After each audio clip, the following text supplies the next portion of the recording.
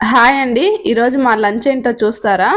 చూద్దురండి. వేడి వేడి అన్నము, అలాగే వేడి వేడి పప్పుచారు. ఇప్పుడే వంట అనేది అయిపోయింది. అలాగే వడియాలు, ఆలు ఫ్రై. ఆలు ఉడకపెట్టేసి ఫ్రై చేస్తారు కదా, అదనమాట. ఆలు కొంచెం ఎక్కువగా ఉడికింది. ఆలు ఫ్రై కాస్త ఆలు పప్పు అయింది ఈరోజు. వేడి వేడి అన్నము, ఆలు, ఊరగాయ, వడియాలు, పప్పుచారు పెట్టుకొని ఇప్పుడైతే నేను తినడం అయితే స్టార్ట్ చేశాను.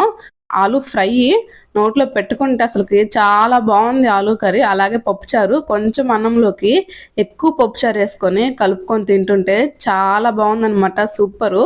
అలాగే వడియాలు నంచుకొని తింటుంటే చాలా బాగుంది. దీంట్లోకి ఊరగాయ నేను దెబ్బతిన్ను. దీంట్లోకి ఊరగాయ గుజ్జు ఉంటుంది కదా, ఆ గుజ్జు పప్పుచారులో కలుపుకొని తింటుంటే నెక్స్ట్ లెవెల్ అనమాట. చెప్పలేము. వేడి వేడి పప్పుచారులు అలాగా ఊరగాయ కలుపుకొని తింటే చాలా బాగుంటుంది. మీలో ఎంతమందికి ఇలా ఇష్టమో కామెంట్ చేయండి. ప్లీజ్ సబ్స్క్రైబ్ చేసుకోవచ్చు.